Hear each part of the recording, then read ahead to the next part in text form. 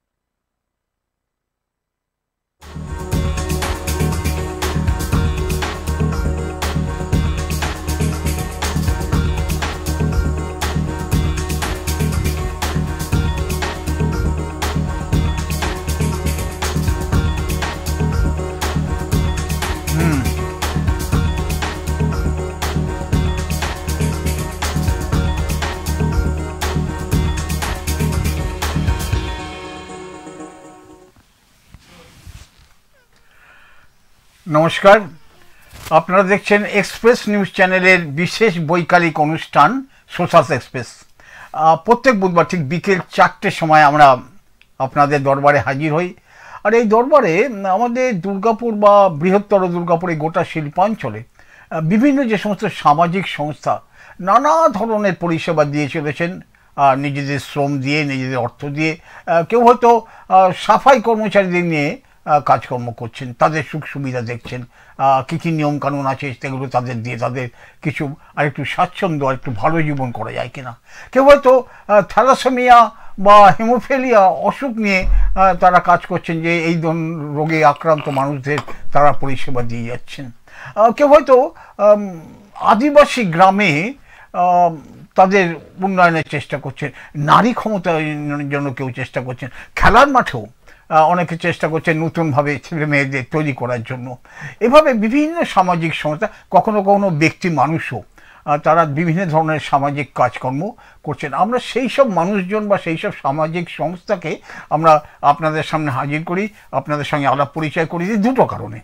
এক হচ্ছে এইসব মানুষ যারা কাজ করছেন, যারা বলি আমরা সাধারণ কথায় ঘরের খেয়ে বরের মোষ চালাচ্ছেন, অর্থাৎ নিজেদের শ্রম, নিজেদের সময়, নিজেদের অর্থ দিয়েও মানুষজনের সেবা করছেন, নানাজনে করছেন, তাদেরকে আমরা সম্মাননা এবং স্বীকৃতি জানাতে চাই এই অনুষ্ঠানের মাধ্যমে।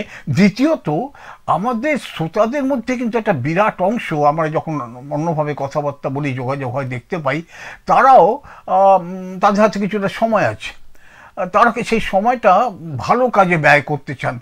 হয়তো তার শখ যে আমি এই কাজটা করব, কিন্তু কোথায় হয়, কিভাবে করব, কার সঙ্গে যোগাযোগ করব, কেউ করে কিনা, তাদের সঙ্গে মিলেমিশে করা যাবে কিনা। যেমন ধরুন, এখানে দুর্গাপুরকে সবুজায়ন করার জন্য গ্রিন ভলেন্টিয়ার্স কাজ করছে, তারা গাছ লাগাচ্ছেন, প্লাস্টিক পরিবর্তন করছেন। আরেকজনের ইচ্ছা আছে যে আমারও খুব ইচ্ছা গাছ লাগানোর এবং প্লাস্টিক ক্যারি ব্যাগ যাতে নিষেধ হয় তার চেষ্টা করার জন্য, কিন্তু তিনি জানেন না কার সঙ্গে করবেন। তো আমরা গ্রিন ভলেন্টিয়ার্সের সংস্থার কাউকে এনে যোগাযোগ করে দিলাম যে কীভাবে যোগাযোগ করবেন, আপনি যে কাজ করতে চান তার জন্য দুর্গাপুর বা এই সন্নিহিত অঞ্চলে কী সুযোগ সুবিধা আছে, এগুলোর জন্য আমরা প্রত্যেক বুধবার ঠিক বিকেল 4টের সময় এই বিশেষ বৈকালিক যে অনুষ্ঠান সোশ্যাল এক্সপ্রেস, সেখানে আমরা আসি। আজকে একটু অন্যরকম, আমরা এখানে খেলা নিয়ে আলোচনা করেছি, অন্যান্য নানা বিষয়ে আলোচনা করেছি। আজকের বিশেষ আলোচনায় আমাদের বিশেষ অতিথি আজকে দুর্গাপুরের যশস্বী খ্যাতনামা সঙ্গীত শিল্পী সোমনাথ বন্দ্যোপাধ্যায়। সোমনাথ, অনেক অনেক ধন্যবাদ।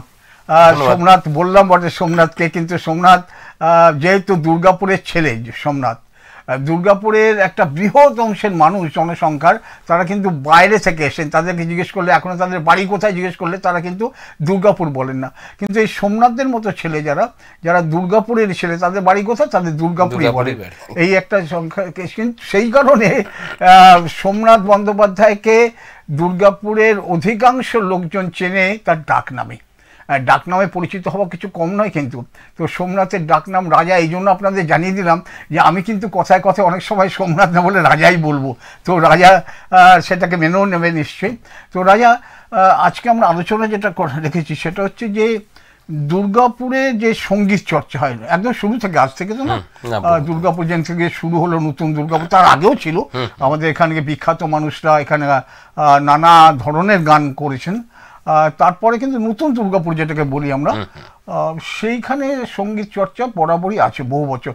দেখতে দেখতে দুর্গাপুরের বয়স তো 70 হয়ে গেল এমনিতে নতুন দুর্গাপুরে।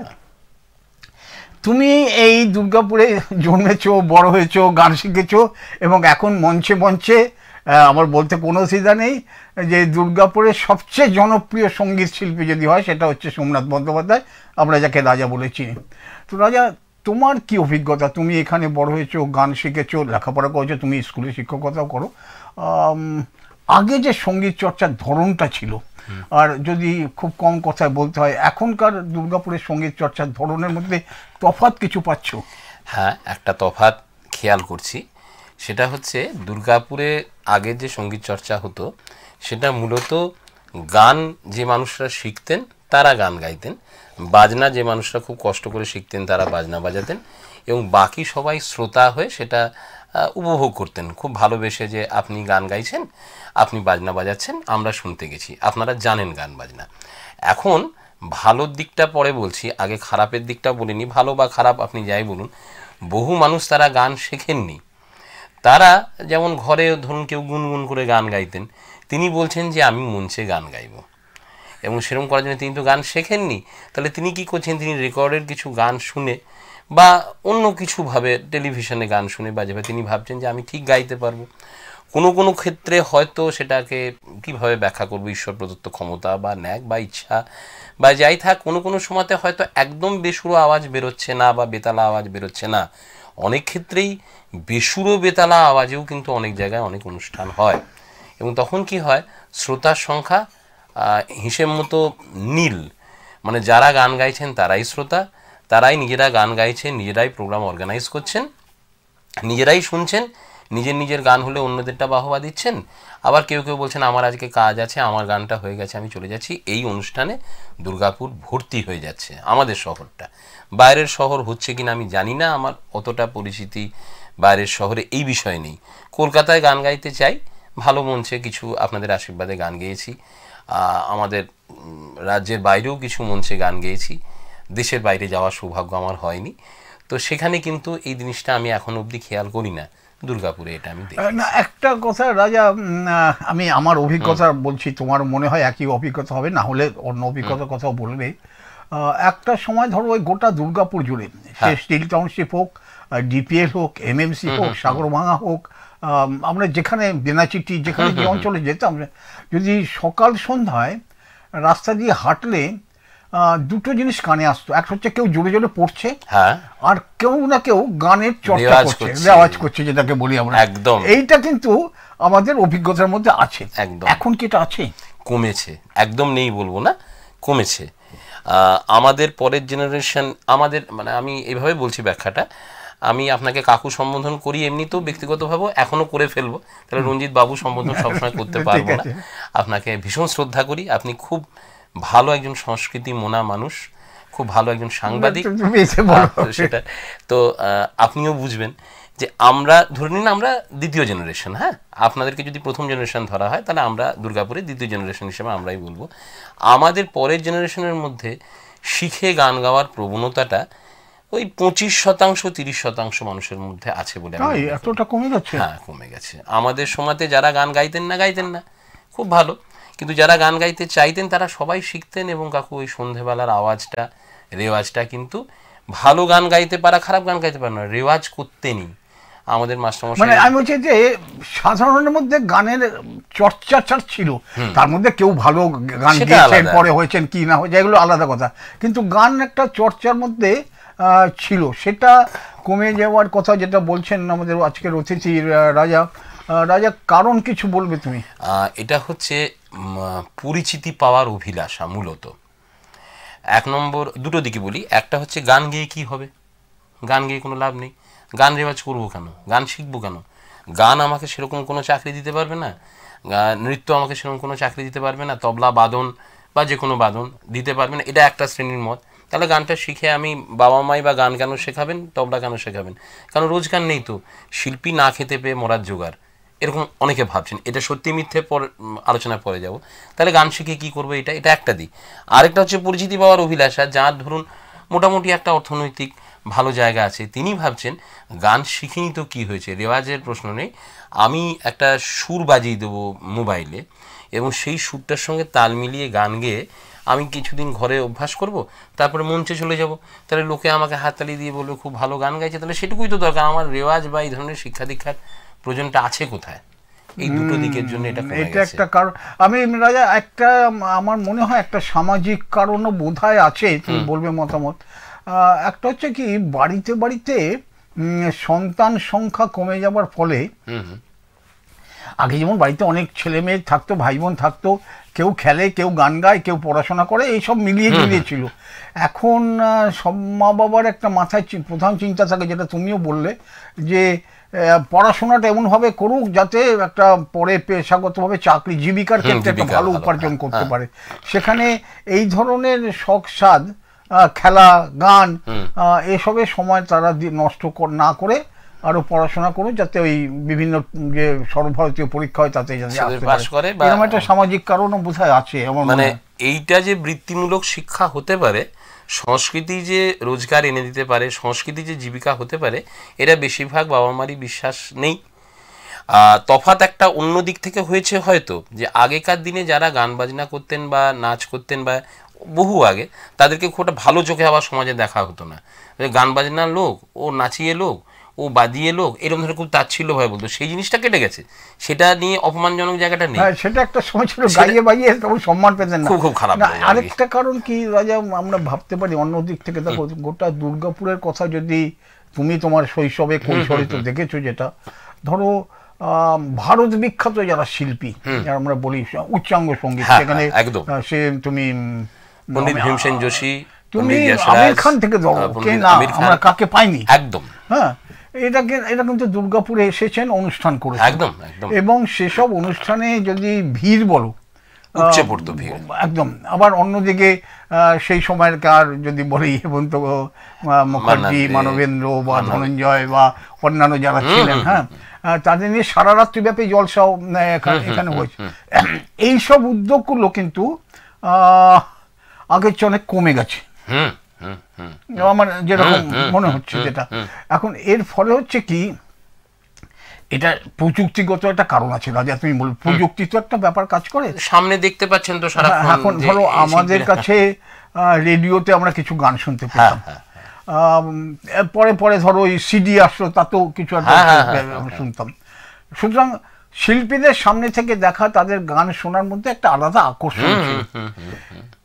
একটা কথা তুমি জিজ্ঞেস করছো, আমি গান বাজনার লোক নই একেবারে, সুতরাং এটা হয়তো উচিত হবে না, তুমি বলবে যে ধরো আমরা গান শুনছি, ধরো আমি কথা বলছি, হেমন্ত মুখার্জি হারমোনিয়াম নিয়ে বসেছেন, তবলা আছেন, আর ওইটাকে কি বলে, ঝুমঝুমি বা পারকাশন, স্পেশাল এফেক্টস বলি, ব্যাস এইরকম।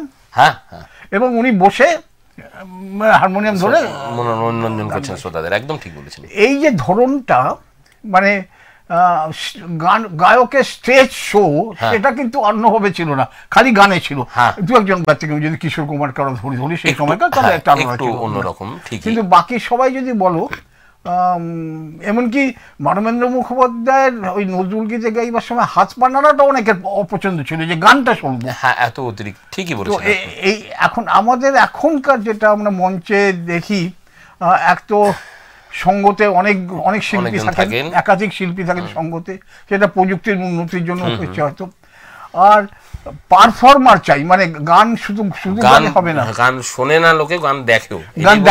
এইটা কিরকম ভাবে দেখছো তুমি, সেটা জানতে চাই। একটা দিক আছে ভালো দিক, যে ধরুন নতুন প্রজন্ম যারা একটু ফাস্ট লাইফে অভ্যস্ত, তারা শুধু গান শোনার জন্য বসবে না, তাহলে ওই গান দেখার মতো যদি কোনো শিল্পী থাকেন, যিনি একটু হাত পায়ের এক্সপ্রেশন দিয়ে গাইবেন, যিনি সত্যি কথা বলতে কি হারমোনিয়াম ছেড়ে দিয়ে হাতের কাজ করবেন, বা মুখ বিকৃতি করে গাইবেন তা বলছি না, কিন্তু একটু অঙ্গ সঞ্চালনা থাকবে, তাহলে ফার্স্ট জেনারেশনের কাছে সেটা বেশি অ্যাপিলিং এটা অবশ্যই ভালো দিক। আর একটা যেটা যেটা দেখেছি, একটু যারা মানে ইন্টেলেকচুয়াল ক্লাসে বিলং করেন বা তারা কিন্তু এত হাত পা নাড়ানোটা এখনও পছন্দ করেন না।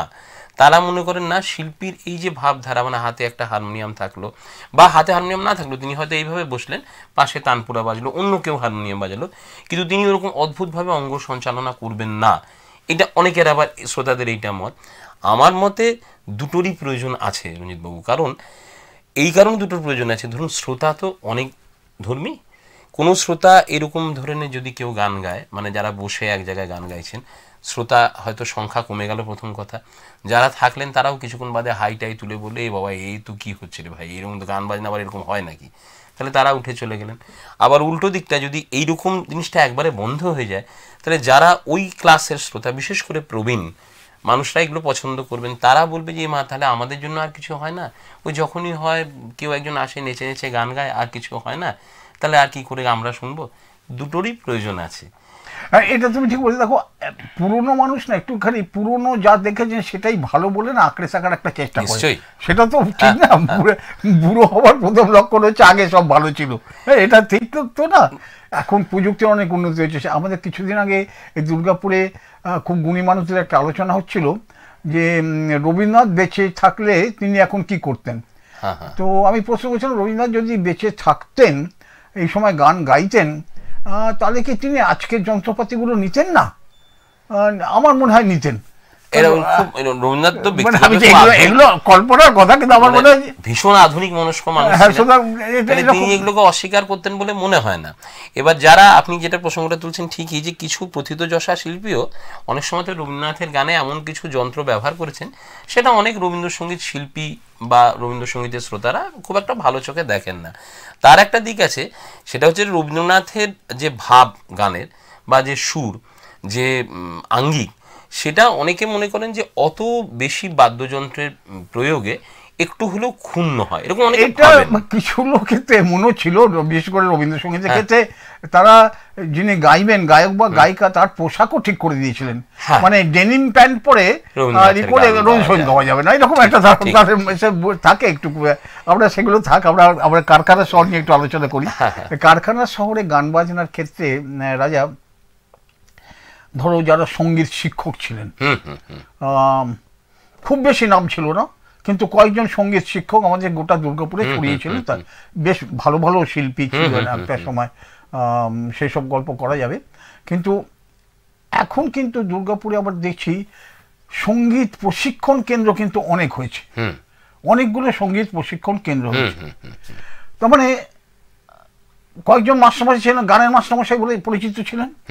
এখন সঙ্গীত প্রশিক্ষণ কেন্দ্রের সংখ্যা কিন্তু আমার চেয়ে তুমি ভালো জানবে খুব কম নয়, না অনেকগুলি।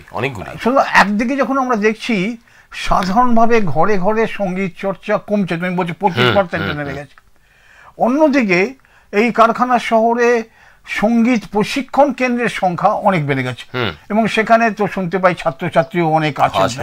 তো এটাকে কিভাবে মেলাচ্ছ? হ্যাঁ, এইটা এরকম জায়গায় যাচ্ছেন যে প্রথম কথা হচ্ছে, আগেকার দিনে যারা সঙ্গীত জানতেন সবাই প্রশিক্ষক হতেন না।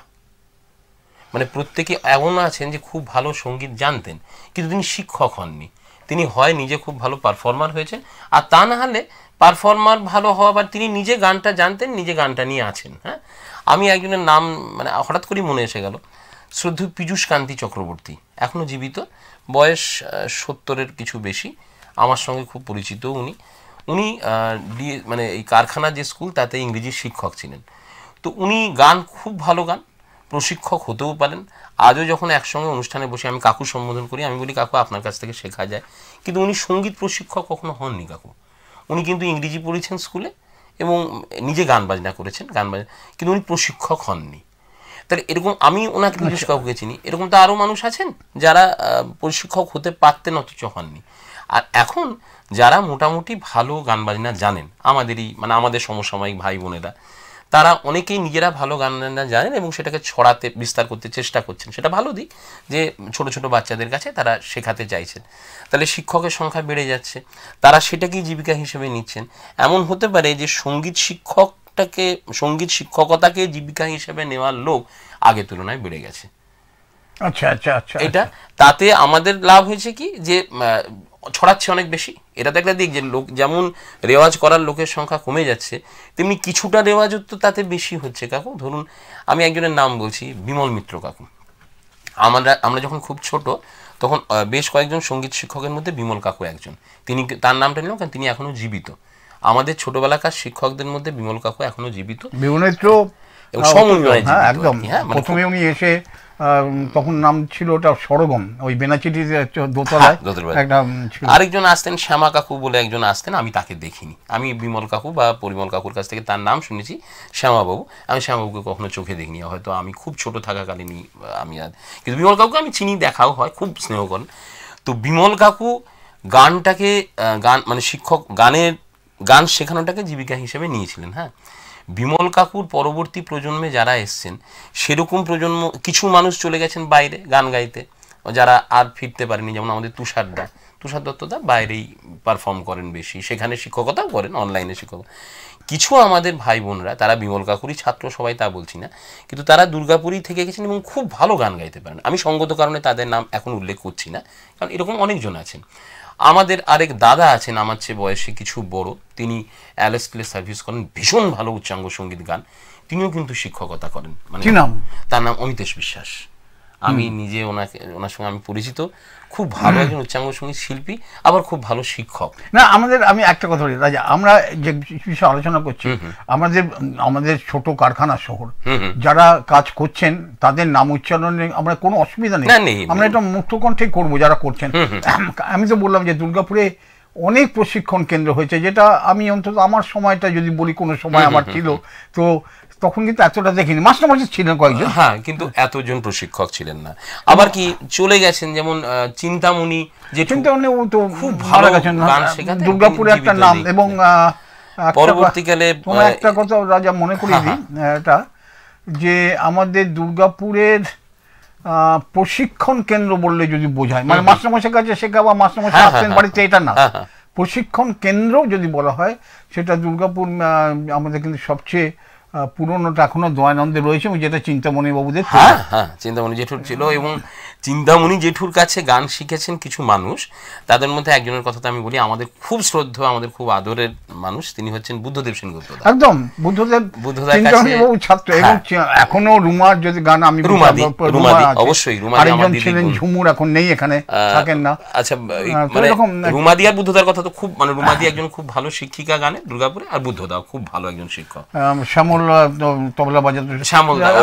আমি কি বলতে চাইছি যে এটা আমাদের একটা ব্যাপার মাথায় রাখতে হবে, যে দুর্গাপুরের সবচেয়ে পুরনো যে সঙ্গীত প্রশিক্ষণ কেন্দ্র, সেটা কিন্তু দয়ানন্দ ১ নম্বর স্ট্রিটে এখনো রয়েছে, সেটা কিন্তু এখনো বর্তমান, এটা আমাদের একটা বলতে হবে। এবং খুব ভালো মানুষ ছিলেন প্রশিক্ষক। আমি চিন্তামণি জেঠুর কাছে কখনো নিজের শেখার আমার সৌভাগ্য হয়নি, আমি শিখতাম শ্রদ্ধা ইরা ব্রহ্মর কাছে, মানে শ্রীমতী ইরা ব্রহ্ম। উনি মানে শ্রদ্ধেয় গোরা সর্বাধিকারীর কাকার মেয়ে, বিয়ের আগের টাইটেল হচ্ছে ইরা সর্বাধিকারী। আমি যখন দেখেছি তখন ইরা কাকিমা বলতাম, উনি ইরা ব্রহ্ম। দুর্গাপুরে ওনার স্বামী চাকরি করতেন। চম্পা গহ্বর একজন ছিলেন, আমার যেন মনে পড়লো হঠাৎ ইরা কাকিমার নাম বলার পর। হ্যাঁ, চামিলি দাস ছিলেন। হ্যাঁ, চামিলি দাস ছিলেন। অনেক আমাদের এখনো অনেকে গান গাইছেন যারা। রীনা ভট্টাচার্য ছিলেন। হ্যাঁ, রীনা ভট্টাচার্য। ওই কাকু, আমি নামটা মনে পড়ছে না, সুন্দর চুল ছিলেন, তবলা বাজাতে পারতেন খুব ভালো, রীনা কাকিমার হাজার। আমি কাকুর নামটা মনে পড়ছে না আমার। তবলাতে তোমাকে বলছি, অত্যন্ত ভালো তবলা ছিলেন। গোপাল মাঠে থাকতেন ভদ্রলোক। হ্যাঁ, কি বলবো, যে জীবনযাত্রাটা একটু গোলমেলে ছিল, কিন্তু খুব ভালো তবলা বাজাতেন। মানে আমরা তো আমাদের সময়, তুমি জানো, ক্যারমচুল্লার নামে একজন খুব বিখ্যাত তবলা ছিলেন। হ্যাঁ, তাদের মানে একই গুরুর আর কি, এরকম ছিল। আরেকজন ছিলেন সন্তোষ কর্মকার, অনেকে মনে আছে,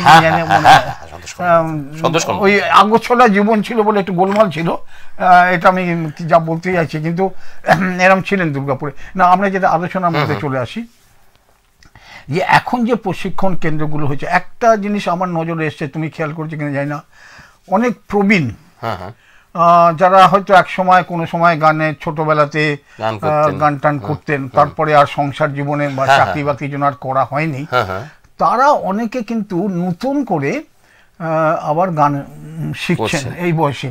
আমি অন্তত এই তুমি নাম বললে বুদ্ধদেব সেনগুপ্ত কাছে অনেক প্রবীণ লোক গান শিখছেন, কিংবা আমাদের ধরো এই যে সুর পরিষদ মিউজিক্যাল একাডেমি আনন্দিতা, ওখানে কিন্তু অনেক বয়স্ক মহিলা আমি দেখেছি যারা কিন্তু আমি বৌদি বলি, মানে বিথিন হচ্ছে আমার সহপাঠী, তাহলে ওনার মানে আনন্দিতা বৌদি। হ্যাঁ বিথিন তো দুর্গাপুরে, বিথিনের বাবা দুর্গাপুরে পড়তো, বিথিন খুবই ভালো তবলা বাজায়। আমি হচ্ছে যে এটা আমি দেখেছি যে ওই ওদের ওই যে মিউজিক্যাল একাডেমি আনন্দিতা বিথিনদের, ওখানে আমি বেশ বয়স্ক মহিলাদের দেখেছি তারা কিন্তু গান শুনি। তো এটা আমি বলবো আমাদের কারখানা শহরের একটা খুব ভালো দিক, যে গান শেখার মানে আনন্দের জন্য, শখের জন্য, আনন্দ পাওয়ার জন্য অনেক প্রবীণ বয়সে একসময় হয়নি।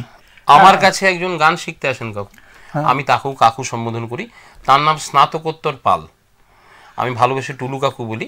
হি ইজ 72 নাও। উনি নিজে আমি চিনি খুব ভালো মতো হারমোনিয়াম, নিজে স্কেল চেঞ্জার দামি হারমোনিয়াম কিনেছেন এবং আপ্রাণ চেষ্টা করেন ভালো করে গান। একজন কিন্তু এমনি চাকুরিরত ছিলেন, রিটায়ার করে গেছেন, উকিল, মানে ওকালতিও পাস করেছেন। এত আগ্রহ, গান কেমন গান উনি তা আমি বলছি না, কিন্তু এইটা রাজা। এবার আমি আমার একটু পিঠ চুলকাতে হয় নিজের, যে ঠিক আমাদের জেনারেশন নয়, কারণ এই যাদের কথা বলছি এদের বয়স এই 60, 65, 70 এরকম, এরা কিন্তু এখনো গানটাকে শখ হিসাবে, আনন্দ হিসাবে, শখ কথাটা না বলে তারা কিন্তু বিভিন্ন প্রশিক্ষণ কেন্দ্রে কিন্তু তারা এটা শিখছেন। হ্যাঁ, এবং তারা বেশ আগ্রহের সঙ্গে গান গায়। আমি বিভিন্ন সময় যে দেখেছি বিভিন্ন অনুষ্ঠানে সেদিনকে, তো মানে ধর খুব উচ্চ আধিকারিক ছিলেন তারা, এখন এর কাছে শিখছেন এখানে আমরা দেখছি। তো এটা তো একটা দিক গেল, চর্চার দিকটা কিছুটা ছিল, সাধারণভাবে চর্চা কমে গেছে, সামাজিক কারণ আছে, আমরা কিছু কিছু আলোচনা করলাম। আপনারা দেখছেন এক্সপ্রেস নিউজ চ্যানেলের বিশেষ বৈকালিক অনুষ্ঠান সোশ্যাল এক্সপ্রেস। প্রত্যেক বুধবার ঠিক বিকেল 4টের সময় আমরা আপনাদের দরবারে হাজির হই।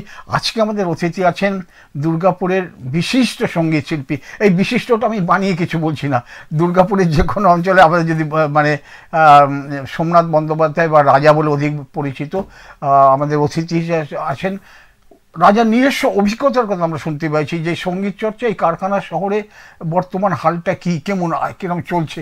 আরেকটা কথা, ব্যাপারটা হচ্ছে আমি যে সময়টার কথা আমরা এতক্ষণ আলোচনা করলাম, এই সময়টায় যারা গান বাজনা করতেন দুর্গাপুরে, তারা কিন্তু চাকরি বাকরি অন্য জায়গায় করতেন বা করতেন না, এটাকে পেশা মানে এটা জীবিকা ছিল না, বেশিটা শখটা ছিল।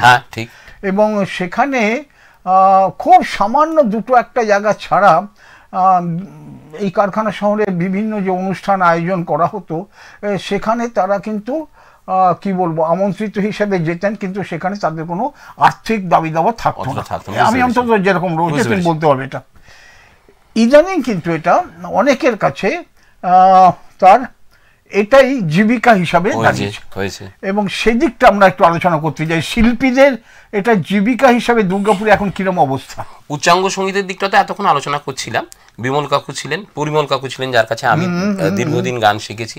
মেঘনাথ সরকেল কাকু ছিলেন, বীরেশ্বর কাকু ছিলেন, শ্রীমতী ইরা ব্রহ্মর কথা বলেছি, চিন্তামণি জেঠুর কথা বলেছি, বুদ্ধদা তো বর্তমান, রুমাদি বর্তমান, মালাদেব বর্মন বর্তমান, এরকম আরো কিছু নাম হয়তো আমার এখানে মনে পড়ছে না। আমাদের সমসাময়িক অমিতেশ দা খুব ভালো একজন শিক্ষক। আমি আমার ছোট ভাই, আমার গুরু ভাই শ্রদ্ধেয় সঞ্জীব ভট্টাচার্য, মানে রাজা ভট্টাচার্য, খুব ভালো গান শেখান। আমার ছোট বোন কাকুলি, আমার গুরু বোন কাকুলি ভীষণ ভালো একজন উচ্চাঙ্গ, লঘু উচ্চাঙ্গ সঙ্গীত শিল্পী, উচ্চাঙ্গ সঙ্গীত শিল্পী, এবং খুব ভালো গানের প্রশিক্ষণও দেন। একটু অন্য দিকটাতে আসি কাকু, হ্যাঁ, মানে লাইট জায়গাটাতে আসি। প্রথম বোধহয় এই টাকা পয়সা নেওয়ার ব্যাপারটা, মানে আমি ভূমেন কাকু বলে একজন ছিলেন, ভূমেন মৈত্র, আমার বাবার বন্ধু, খুব ভালো একজন সঙ্গীত বোদ্ধা মানুষ ছিলেন। ভি বালসারের কাছে দীর্ঘদিন যন্ত্র পাওয়া যায় না, এইরকম একটা জায়গাতে ভূমেন কাকু এবং শান্তনা কাকু, মানে বিশ্বাস, শান্তনা বিশ্বাস। প্রসঙ্গত বলে রাখি, শান্তনা বিশ্বাসের ছিল কিন্তু দুর্গাপুরে যথেষ্ট নামী শিল্পী, এবং আমি শিল্পী মহলের কথা একটু বলবে তুমি? হ্যাঁ বলো। এরা দুজনে, এই দুজন কাকুকে দেখতাম আমাদের ছোটবেলাটাতে বাজাতেন। আমরা এনাদের সঙ্গে শিশু বয়সে অনুষ্ঠান করেছি, কিশোর বয়সে অনুষ্ঠান করেছি, এবং একজনের সঙ্গে তরুণ এমনকি যুবক হওয়া পর্যন্ত অনুষ্ঠান করেছি, ভূমেন কাকু। ভূমেন কাকুর সঙ্গে আমার যখন 40-42 বছর বয়স, 40 পর্যন্ত আমার মনে আছে, আমি এখন 50 মানে 50-র কোঠায়, কাকু আর নেই পৃথিবীতে, আমি ভুবন কাকুর সঙ্গে গান বাজনা করেছি। একটা সময় ছিল যখন ভুবন কাকু আমাকে স্কুটার করে নিয়ে যেতেন, আর বড় বয়সে তখন আমি কাকুকে গাড়ি করে নিয়ে যেতাম। কিন্তু ব্যাপারটা আছে, এরাই বোধহয় প্রথম এই জিনিসটা আনেন যে এই লাইট যে মিউজিক আর কি, সেই মিউজিকে অর্কেস্ট্রেশন, একটা হেভি অর্কেস্ট্রেশন থাকবে। এবার সেটা যুগ অনুযায়ী আরও হেভি হয়েছে, কিন্তু তখন একটা অ্যাকর্ডিয়ান, একটা ওই কঙ্গো, থুম্বা, ঢোল ইত্যাদি, মানে হারমোনিয়াম তবলা ছাড়াও অন্য ইনস্ট্রুমেন্ট নিয়ে হিন্দি গানের এবং বাংলা আধুনিক বা ছায়াছবির গানে যে ব্যবহার, এটা দুর্গাপুরে বোধহয় প্রথম শান্তনা কাকু আর ভূমেন কাকুই করেন, আমার যতটুকু। কোনো সন্দেহ নেই, এবং তোমার সঙ্গে আমি একমত। আমার নিজের অভিজ্ঞতাও তাই আছে যে ভূমেন মৈত্র, আমার চেয়ে চিনি, আমরা ভূমেনদাই বলতাম, ভূমেন মৈত্র বা শান্তনা বিশ্বাস, এরা প্রথম এটা দাবি করলেন যে শিল্পী ওখানে অনুষ্ঠান করবেন, তার একটা পারিশ্রমিক লাগবে, সব কিছুর জন্য খরচা আছে, আর শিল্পী কেন এসে বিনা পয়সা কাজ করবে, এই দাবিটা তারা তোলেন। এবং তারা কিন্তু তাদের দাপটও ছিল, তারা কিন্তু বিনা পারিশ্রমিকে কাজ করতেন। আমি এখন সেটার নাম সাম্মানিক দিন বা যাই বলুন, কিন্তু কারখানায় চাকরি করতেন, কাজ করতো। আমরা এই নিয়ে অনেক, কিভাবে ভাষাটা আমি ঠিক করতে পারছি না, আমরা অনেক পিছনে রাখতাম, মানে খুনসুটি করতাম। হ্যাঁ, রসিক লোকও ছিল, খুব রসিক লোক ছিল, আমাদের সঙ্গে ঠাট্টাই আর কি সম্পর্ক ছিল, আমরা এটা বলতাম। কিন্তু একদিক থেকে আমি তখনই বা এখনো বলছি যেটা, এটা কিন্তু যে যারা অনুষ্ঠান করবেন নানা বিষয়ের খরচা, সেই মাইক বলুন, লাইট বলুন, প্যান্ডেল বলুন, কিছু তো বিনা পয়সা হবে না, কিন্তু যিনি করবেন, হ্যাঁ, তাকে পারিশ্রমিক না দেওয়া, চেনা জানা, এই চলে আয় ভাই, এই চলে, এটা বোধহয় ঠিক না। এটা ভূমেন মৈত্রটা পথ দেখিয়েছেন, ঠিক করেছেন। এখন কি অবস্থা? এইটা এখনো চলছে। আপনি নিজেই নাম বললেন যে শান্তনা বিশ্বাস কাকুর ছেলে উদয় শঙ্কর বিশ্বাস, আমার দাদা, এখন আমি দাদাই বলি, আমার থেকে বড়, উনি প্রফেশনালি গান বাজনা করেন। একটা কথা একটুখানি বলি, এর মধ্যে কয়েকদিন আগে ওর সঙ্গে আমার এই মেসেজে তর্কাতর্কি হচ্ছিল, এই যে আমরা না প্রফেশনাল আর কমার্শিয়াল এই শব্দ দুটোকে একটু গুলিয়ে ফেলি। অবশ্য ইংরাজি টিচার, এমনি স্কুলে ও আবার ভুল ধরতেই পারে, কিন্তু দুটো আলাদা জিনিস। পেশাদার ভঙ্গিমা, পেশাদার ব্যবস্থা, সেটা শুধু টাকার সঙ্গে রিলেটেড নয়, কমার্শিয়ালাইজেশনটা বেশিরভাগটাই অর্থ করে দিক দিয়ে। কমার্শিয়ালাইজেশন কিছু আপত্তির কারণ নেই, কিন্তু আমি যে দুটো এক নয়, আমি প্রফেশনাল, মানে আমি দুটোই বলছি কাকু, মানে উদয়দা বা এই ধরনের আমরা প্রফেশনালও এবং কমার্শিয়াল, আমি মানে প্রফেশনালিজমও রাখেন, আবার অর্থকরী ভাবে এটাকে। ভূমেন কাকুর পরবর্তী প্রজন্মের মধ্যে প্রথম নাম মনে পড়ছে অসিত দা আর মনোজ চক্রবর্তী, অসিত দাস, মনোজ চক্রবর্তী। হ্যাঁ, এটা মানে ওই তার মানে মেলোডির ক্ষেত্রে। আর রিদিমের ক্ষেত্রে তো অনেকের নাম মনে পড়ছে, অমিত রায় আছেন, গোপীদা আছেন। এখানে রাজা আমি একটা প্রশ্ন করি, তুমি নামগুলো উচ্চারণ করলে বলে, যে আমরা যখনই কোনো এখন কোনো অনুষ্ঠানে কোনো সঙ্গীত শিল্পীর কাছে যাই, যে বলি যে এরকম আমার একটা অনুষ্ঠান করছি, আপনি আসবেন, সেই সঙ্গীত শিল্পী প্রথম যেটা বলেন সেটা হচ্ছে, দেখুন আমার সঙ্গে তো ইনস্ট্রুমেন্ট থাকবে, ওদের তো দিতে হবে, আমি নয় গেলাম, এরভাবে একটু এনিয়ে বিনিয়ে বলেন। তো বলার ঢং, ভদ্রতা, শিষ্টতা আছে নানা রকম, আমরা এই ঘর সংসারের লোক, আমরা এগুলো বুঝি, এগুলো অসুবিধা কিছু নেই। সত্যি সত্যি সঙ্গত যারা করেন, হ্যাঁ, এখন তো অনেক রকমের সঙ্গত করতে হয়, এবং এই যারা সঙ্গত করেন তারা যথেষ্ট পরিশ্রম সাধ্য কাজ করেন, এবং তারা এটা নিয়ে চর্চা করেছেন। তো সঙ্গীত শিল্পীরা সরাসরি বলতে পারেন যে, এবং এর আপত্তি কিসের, অন্যায় কিসের, অমর্যাদা কিসের, যে আমি বাপু আমাকে নিতে চাইলে আমারই পারিশ্রমিক সব মিলিয়ে, এবং পরিশ্রম করেন শুধু না কাকু, আমি দুজনের নাম প্রথম নেব অন্যদিকের একটু, শ্রী শঙ্কর ঘোষ এবং শ্রী সমীর রায়। এরা দুজনেই, একজন বোধহয় 73 আর একজন 71-73 হবে, মানে অ্যারাউন্ড 70 দুজনেই আর কি। শঙ্কর 70 হয়ে গেছে আমি জানি, এবং সমীর দাও তার থেকে 1 বছরের বা 1.5 বছরের ছোট হবেন। এই দুজনে যে এখনো পর্যন্ত কি পরিশ্রম করে বাজান, এবং শঙ্করের তবলা যারা শুনেছেন তারা জানেন যে কি রেওয়াজের। হ্যাঁ, আমাদের সদয়ের কথা বলতে, আমাদের এখানকার একটু ছোট ওনাদের থেকে, খুব গুণী শিল্পী, অত্যন্ত গুণী, কিন্তু আমি যে শঙ্কর যে কাজটা দুর্গাপুর জুড়ে করেছে, এবং সেই হিসাবে সম্পূর্ণভাবে এটাই জীবিকা, এটা কিন্তু সমীর দারও বোধহয় তাই, সেভাবে বললে বিমল বাবুরও তাই, বিমল কাকু তাই গানের দিকে, বিমল বাবু যেটা ছিলেন সঙ্গীত শিক্ষক হিসাবে, কিন্তু আমি বলছি যে ঠিকই বলেছো, বা সুনীল যেটা বলছো এটা কিন্তু তবলাবাজি সঙ্গত করে একদম একদম ঠিক। মানে সুতরাং এটা এবং আমি কিন্তু এটার মধ্যে কোনো অপরাধ দেখি না। আমি এটা বলবো যে এটাই উচিত, আমাদের সকলে যারা বিভিন্ন অনুষ্ঠান আয়োজন করেন তাদের এটা উচিত। আমি একটা কথা জিজ্ঞেস করবো, একটু বলা মুশকিল, যেমন এমনি সাধারণভাবে আমরা মেয়েদের বয়স বা ছেলেদের মাইনা তো জিজ্ঞেস করি না, এটা খুব অন্যায় হয়, হ্যাঁ নানাভাবে শিষ্টতার বাইরে হয়ে যায়। আমাদের শিল্পীরা দুর্গাপুর অনুষ্ঠান করতে হলে চেনা জানা অমুক তমুক খাতির ভালোবাসা এইসব তো একটু থাকেই, অন্যরকম হয়। দুর্গাপুরের বাইরে যখন যায়, অন্তত আমাদের অনেক শিল্পী এখন আসানসোলে যাচ্ছেন, বর্ধমানে যে অনুষ্ঠান করছেন আমি জানি, তারা যেভাবে পারিশ্রমিক বা সাম্মানিক পান, আমি বলছি তুল্যমূল্যভাবে অন্যান্য শহরের শিল্পীদের সমান। এটা আমি এক্স্যাক্টলি জিজ্ঞেস করছি না, ঠিক বলা খুব মুশকিল কাকু, কারণ কলকাতার শিল্পীরা সাম্মানিক, আমি কলকাতা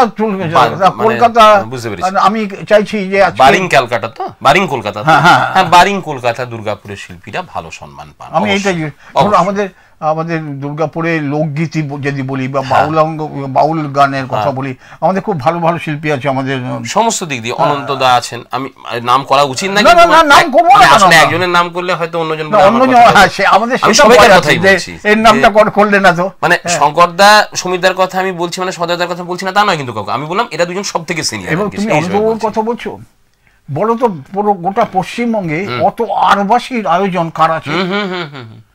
মানে আমি তো বলবো যারা গান শিখছেন বা গানের চর্চা আছেন তারা একদিন অনন্তবাবুর কাছে যান, দেখে আসুন তার সংগ্রহ, তার সংগ্রহ বাড়িতে বসে, মানে আমি ঘরটাতে বসে আমার মনে হয় একটা মন্দিরের মধ্যে, সঙ্গীতের মন্দিরের মতো মনে হয়। একদম একদম, আমি তো তার বাসায় যেতে বলছি যারা গান শিখছেন, কিংবা ধরো আমাদের মাটির ছেলে বলে পরিচিত আমাদের জীবনদা, খুব ভালো লোকসঙ্গীত গান পরিবেশন, তার বাড়িতে যে কাজকর্ম হচ্ছে একদম। আবার একই সঙ্গে মন খুলে আমি বলছি, তুমি বিছেনের কথা বলছিলে, ওদের যে ধারা মিউজিক একাডেমির যে কাজকর্মগুলো ওরা কিন্তু অন্যভাবে করছে। মানে ওরা যেভাবে রবীন্দ্র চর্চা করে সারা বছর জুড়ে, সেটা দুর্গাপুরের বাইরে পশ্চিমবঙ্গের অন্য কোথায় হচ্ছে, তো এগুলো না বলার কিছু আমরা, তবে একটা ভয়, তুমি যেটা বলেছো কোন নামটা বাদ পড়ে গেল পরে কথা বলা। আচ্ছা, এটা তো গেল, আমাদের হাতে সময় ধীরে ধীরে কমে যাচ্ছে। পারিশ্রমিকের দিক থেকে দুর্গাপুরের শিল্পীরা, যেটা তুমি বলছিলে, যেটা আপনি বলছিলেন কাকু, যে আমি জানতে চাই না, অবশ্যই ভালো পারিশ্রমিক তারা পান, মোটামুটি ভালো পারিশ্রমিকই পান। কারণ এটা আমি অন্যদের সঙ্গে কথা বলেও জেনেছি, আর আমি ব্যক্তিগত অভিজ্ঞতা দিয়েও জানি। ব্যক্তিগত অভিজ্ঞতা দিয়ে বলবে, এটা দর্শকরা একটু কৌতূহলী আছেন সেই জন্য জিজ্ঞেস করছি প্রশ্নটা, না হলে আমার দিক থেকে কৌতূহলটা নেই। কারণ আমি যখন তোমার নাম প্রথম বললাম যে এখানে হবে, তখন আমাদের বিভিন্ন ফোন আসছিল নানা বিষয়ে জানা বোঝার জন্য। একটা কৌতূহল হচ্ছে, আমরা বেশ কিছু নামী শিল্পী বলতে যা বোঝায় সর্বভারতীয় ক্ষেত্রে বা পশ্চিমবাংলাতে, সেখানে একজন শিল্পী তার সঙ্গে সঙ্গতে থাকেন প্রায় 5 জন 6 জন 10 জন এরকম থাকে, নানা সেটা নির্ভর করে অনেক কিছু। এখন সাধারণভাবে এই হচ্ছে যে শিল্পী নিজে যত টাকা পান, সাম্মানিক বা পারিশ্রমিক যাই বলুন আপনারা, যেটা ভালো লাগবে, সব সঙ্গতে সবাই মিলেও তত টাকা পান না। আচ্ছা, মানে গায়ক নিজে যতটা পাচ্ছেন, বা হ্যাঁ মানে পারফর্মার, আমি একটা কথা বলছি, মূল পারফর্মার তার থেকে সঙ্গীত শিল্পী মানে বাদ্যযন্ত্রীরা, মানে আমি সোজাসুজি বলছি যে তুমি একটা জায়গায় অনুষ্ঠান করবে, তোমার সঙ্গে হলো কথা, কেউ তবলা বাজাচ্ছে, কেউ তোমাকে 60,000 টাকা দেওয়া হবে, হ্যাঁ এই তুমি না কি মানে শিল্পী, হ্যাঁ এবার শিল্পী যিনি গান আমাদের এখানকার কি নিয়ম, একটা কৌতূহল আছে যে এই 60,000 টাকার মধ্যে যিনি লিড সিঙ্গার বলে অনেক সময় অংশটা, মুখ্য পারিশ্রমিকটা সঙ্গীত শিল্পীকে দিয়ে দেওয়া হয়, বাদ্যযন্ত্র বাকি 10 জন মিলে, এটা বলছো তো? এইটা কি হচ্ছে কাকু, এটা আমি জানি না, এটা যে এটা একটু আলোচ্য বিষয় না হতে পারে না, কিন্তু এটা ঠিক একটা ব্যাপার যে দুটো রকমের পদ্ধতি আছে। একটা হচ্ছে আমরা 5-6 জন মিলে একটা দল করেছি, হ্যাঁ, সেই দলের মধ্যে 4 জন বাজনা বাজাবার মানুষ আছেন, 2 জন গান গাইবার মানুষ আছেন, একজন পুরুষ একজন নারী। সেক্ষেত্রে যদি একটা অনুষ্ঠান হয়, ধরুন অনুষ্ঠানটা 10 টাকার, তাহলে 12 টাকা, 6 জন হিসেবে সুবিধা হবে। তাহলে কিন্তু এই যদি দল থাকে একটা, প্রত্যেকে 2 টাকা করে পাবেন। আচ্ছা আচ্ছা, মানে পুরুষ শিল্পী 2 টাকা, মহিলা শিল্পী 2 টাকা, ব্যান্ডগুলো যেভাবে পান, যে আমরা প্রত্যেকে সমানভাবে ভাগ করে নেবো। এবার অনুষ্ঠানটা যার কাছে আসে, ধরুন অনুষ্ঠানটা আমার কাছে এসছে, তাহলে আমার ক্ষেত্রে কিছু বেশি পারিশ্রমিক হয়তো থাকে, যেহেতু ফোনটা মূলত আমি করলাম বা অন্য অর্গানাইজ, তাহলে আমার কিছু, কিন্তু ভাগটা সমানভাবে হয়। এবার উল্টোটা, ধরুন আমার একটা ব্যান্ড আছে, আমি বাদ্যযন্ত্রীদের আমার একটা ব্যান্ড, আমি বললাম যে রঞ্জিত বাবুকে আমি গান গাইতে নিয়ে আসবো, সেই ক্ষেত্রে কিন্তু রঞ্জিত বাবুর একটা পারিশ্রমিক আছে, সেটা আমার সঙ্গে ম্যাচ না হতে পারে। আমি 12 টাকা পেয়েছি, রঞ্জিত বাবু বলেন আমাকে 4 টাকা দিতেই হবে। যাই হোক, আমাদের সাধারণভাবে জানো তো, মানে আমাদের বাঙালি না এই আলোচনাগুলো খুব পছন্দ করে না। হ্যাঁ, থাকে এটা একটু যেরকম আমাদের সময় মনে হয় আমরা কারখানার লোক, তো আমাদের খালি ওই হিসাবটা হয় কোন কাজের জন্য কত টাকা পেলাম। কারখানার লোকের এটা হচ্ছে একটা ব্যাধি। কিন্তু যারা শিল্পী মানুষ তারা তো অত টাকা পয়সা নিয়ে চিন্তা করে, যা শুনি আমরা যে শিল্পীরা টাকা পয়সা নিয়ে চিন্তা করে না। কিন্তু আমি বলছি যেটা আমরা প্রাথমিকভাবে যে আলোচনাটা করছিলাম, যে শিল্পীদের এখন অসুবিধাটা কি, সুবিধা অসুবিধা, আমরা সঙ্গীত শিল্পীদের প্রথম কথা হচ্ছে যে পারফর্মার যত বেড়ে যাবে কাকু, তত কম্পিটিশন বাড়ছে, প্রচারও যেমন বেশি হচ্ছে, কিন্তু বাড়ছে তো। মঞ্চ আছে 10টা, পারফর্মার 50টা, তাহলে ওই 10টা মঞ্চতে তো 50 জন সুযোগ পাবেন না। পারফর্মার বেড়ে গেছে আগের তুলনায় অনেক। হ্যাঁ, এই যে ব্যান্ডের সংখ্যা বেড়ে গেছে, সমস্ত ধরনের, সমস্ত জ্বর, সমস্ত দিকেরই শিল্পী সংখ্যা বেড়ে গেছে, তাহলে সেই অনুযায়ী কম্পিটিশন বেশি হচ্ছে। ঠিক আছে, তাহলে তুমি বলবে চর্চা ছাড়া এত শিল্পী হচ্ছে, তা না, জনসংখ্যা বেড়েছে। সেকেন্ড জেনারেশনের পর এখন দুর্গাপুরে থার্ড জেনারেশন চলে এসছে, কিছু বাইরে থেকে মানুষ যারা দুর্গাপুরের নন তারা দুর্গাপুরে বসতি করেছেন এই সমস্ত সুযোগ সুবিধা পাবেন বলে, তাহলে কম্পিটিশন বাড়ছে একটা দিক। আরেকটা দিক একটু খারাপ দিক, এটা উল্লেখ না করলেও নয়, করছি বাধ্য হয়ে, কিছু জায়গায় সেলফ প্রমোশনের জন্যে মঞ্চ কেনা হয়। এই জায়গাটা থেকে প্রফেশনাল শিল্পী, কমার্শিয়াল শিল্পী ওই একই, মানে যারা টাকা পয়সা নিয়ে গান বাজনা করেন তারা তাদের সামনাসামনি হয়তো অনেক জায়গাতে টাকা পয়সা দিয়ে গান বাজনা হচ্ছে। ধরুন একজন অর্গানাইজেশন, রঞ্জিত গুহ, আমি কথার কথা বলছি, আমি একজন শিল্পী, আমি এসে বললাম রঞ্জিত বাবু আপনাকে আমাকে কোনো টাকা দিতে হবে না, আমি আপনাকে টাকা দিচ্ছি, আপনি আমাকে গান গাইবার বা বাজনা বাজাবার। এটা এখন বিভিন্ন ক্ষেত্রে, শুধু গান বাজনার ক্ষেত্রে না, সাহিত্যর ক্ষেত্রেও এটা এখন খুব চল হয়ে গেছে। এখন নানা ধরনের সাহিত্য পুরস্কার দেওয়া হয় এবং তার জন্য আলাদা আগে থেকে বন্দোবস্ত করা হয় যে আপনি এই আমাকে সাহায্য করবেন, আমি আপনার এসব। আমি গান বাজনার দিকটা বলছি আর কি, এটাতে হচ্ছে কি এই সেলফ প্রমোশনের জন্য এখন এগুলো, তবে যাদের তাহলে তাদের ক্ষতি হচ্ছে তো, মানে যারা গান বাজনাটাকে পেশা করছেন তারা তো আর, মানে ওই একটা মঞ্চ যদি ওরকম হয়ে যায় তাহলে তো সে তো আর ওখানে পারফর্ম করতে পারবে না, কোনো টাকা পয়সা পাবে না। রাজা, আমি বলছি যে বোধহয় টেকে না শেষ পর্যন্ত এরা, মানে যদি বলো, আমার বলা খুব মুশকিল কাকু, মানে এটা আমারও ধারণা নেই যে টেকে কি টেকে না, বলাটা খুব মুশকিল।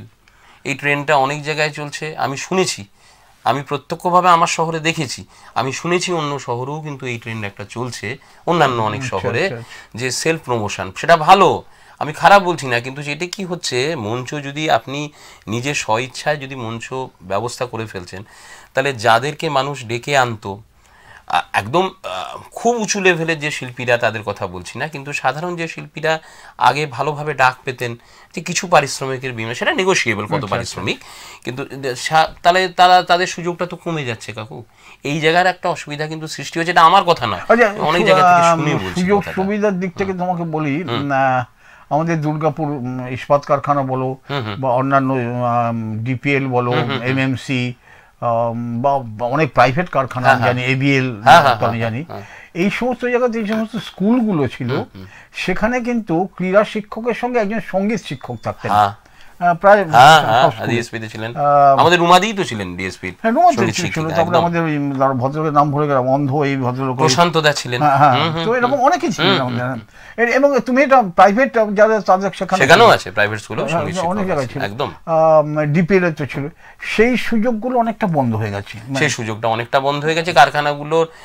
কারখানাগুলো ছোট হয়ে আসছে, কারখানাগুলো ছোট আসতে বলবে, মানে কর্মী সংখ্যা কমছে, কারখানা স্কুলগুলো কমে গেছে, এমএমসি বন্ধ হয়ে গেছে, ডিপিএল এর নিজস্ব সেরকম স্কুল নেই, বিওজিএল বন্ধ হয়ে গেছে, ফার্টিলাইজারের স্কুল বন্ধ হয়ে গেছে। মানে আমি একটা অন্যতম অসুবিধা হচ্ছে যে সঙ্গীত শিল্পীদের পেট্রোনাইজ করার লোকজন একটু কমে গেছে, এইটা তো সব থেকে বড় কথা কাকু, পেট্রোনাইজ করার লোকের সংখ্যা কমে গেছে। আমি আজকে মুক্ত কণ্ঠে স্বীকার করছি যে আমি যে শিল্পী হয়েছি, বারবার কাকু বলছেন, কাকু একদম নাম করে বলছি, কাকু, বুদ্ধদা, আমার মাস্টারমশাই পরিমল কাকু, বিমল কাকু, এদের কথা তো এরা তো নিজেরা সঙ্গীতের সঙ্গে, যারা সঙ্গীতের সঙ্গে যুক্ত নন, রঞ্জিত কাকু সঙ্গীত ভালোবাসেন, আরও এরকম মানুষ আছেন, তারা আমাকে যদি গান গাইতে না ডাকতেন ছোটোর থেকে, তাহলে মানুষ কি জানতো আমি গান গাই?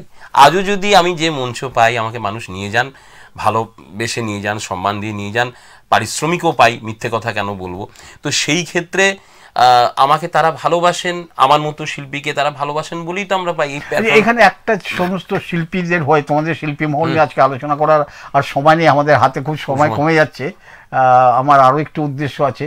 কিন্তু আমি বলছি যেটা রাজা, আমাদের ধরো এখানে পৌর নিগম বা অন্যান্য সরকারি সংস্থা, এরা কি শিল্পীদের জন্য আলাদা কোনো করে, যে একটা বাৎসরিক দুটো অনুষ্ঠান করবে যেখানে দুর্গাপুরের শিল্পীদের আসবেন, তাদের পারিশ্রমিক দেবো, সম্মানিত? বর্তমানে পৌর নিগম যাদের কাছে আছে, এটা দুর্গাপুর পৌর নিগম, তিনি অত্যন্ত বেশি শিল্পী দরদি মানুষ।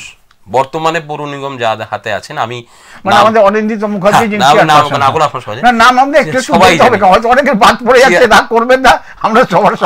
পৌর নিগমের কথাটা উঠলো বলে বললাম, পৌর নিগমের এখন যিনি চেয়ারপারসন, মেয়র ছিলেন, তিনি খুব খুব বেশি মাত্রায় শিল্পী দরদি মানুষ, মানে তাদের কাছে একটু একটু পেট্রোনেশন পাওয়া যাচ্ছে, অত্যন্ত বেশি, মানে খুব বেশি, এটা খুব ভালো।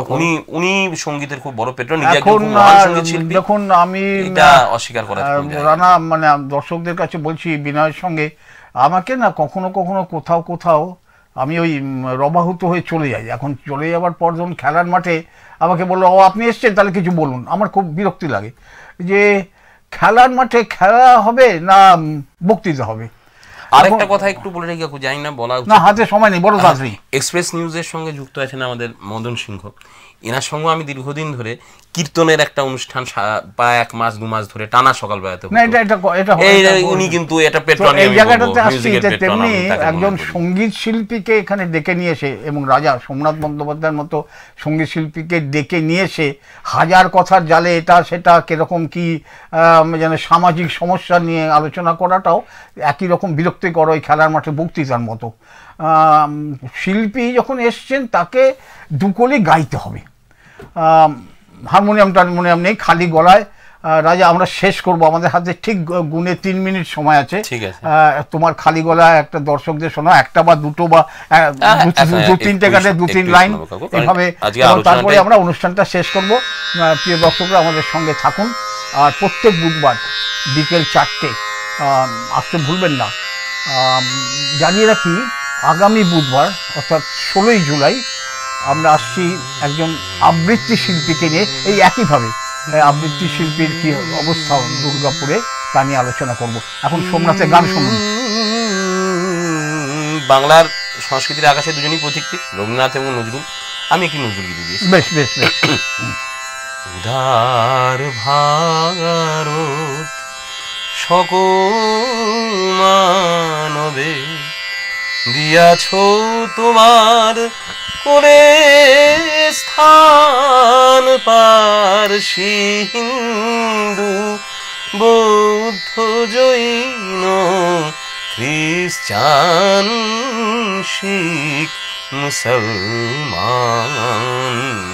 উদার ভারত তুমি পারাবার তোমাতে আসিয়া মিলেছে সকল ধর্ম জাতি, আপনি সহিয়া ত্যাগের বেদনা বিশ্বজনের করেছ জ্ঞাতি, নিজের নিঃস্ব করিয়া হয়েছ বিশ্ব মানব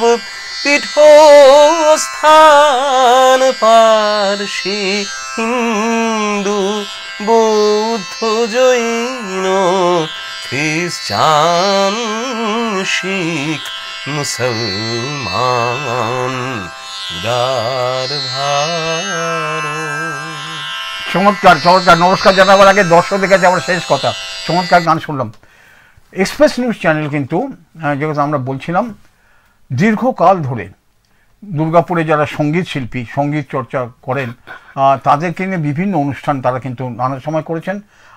তোমাকে বলতে পারি, এক্সপ্রেস নিউজ চ্যানেল আবারও হয়তো শুরু করবে, যে দুর্গাপুরের শিল্পীরা যারা দর্শকদের সামনে আরও বেশি করে আসতে পারেন, সেদিক থেকে আমরা প্রস্তুতি নিচ্ছি, আমরা এটার কথা বলবো। আজকের মতো দর্শকদের নমস্কার, আমাদের অনুষ্ঠান শেষ করছি। সামনের বুধবার ঠিক বিকেল 4টে দেখা হবে আপনাদের সঙ্গে।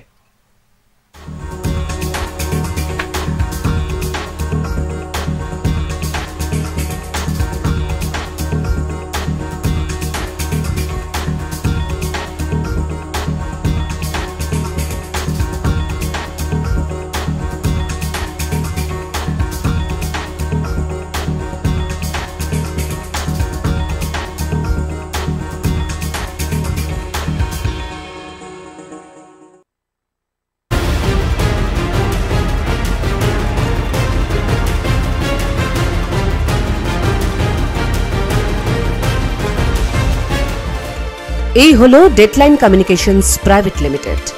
আপনারা দেখছেন এক্সপ্রেস নিউজ, খবর নেয়, খবর দেয়।